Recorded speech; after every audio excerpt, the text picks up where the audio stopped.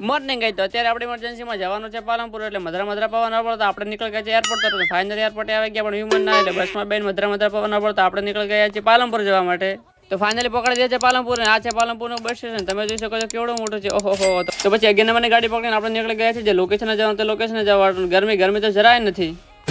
તો ફાઇનલી પકડી દે દવાખાને હવા કરવાની છે એક મુદ્દાની વાત તો તમારા ભાઈની વધારે નહીં પણ થોડા ઘણી તબિયત થઈ ગઈ હતી એક ખરાબ એટલે આપણે ઇમરજન્સીમાં આવવું પડ્યું છે પાલનપુર તો તમે જોઈ શકો છો સામે જઈ રહી છે ખચડાક કરતી રેલવે તો પછી ઘટાવા મૂકે આપણો એક્સ તો ફાઇનલી એક્સ બીજો આવી ગયો છે ને આ બાજુ વાતાવરણ પણ મેઘના મંડળ મળે છે લાગે છે વરસાદ આવશે તો પાછા હોસ્પિટલ પકડે છે ચેકઅપ બીજું થઈ ગયું છે કોઈ ચિંતા કરવાની વાત છે નહીં હવે લેવાના છે અમારી ઝેરીલી દવા દુઃખ કાંઈ ખતમ નહીં હોતા બે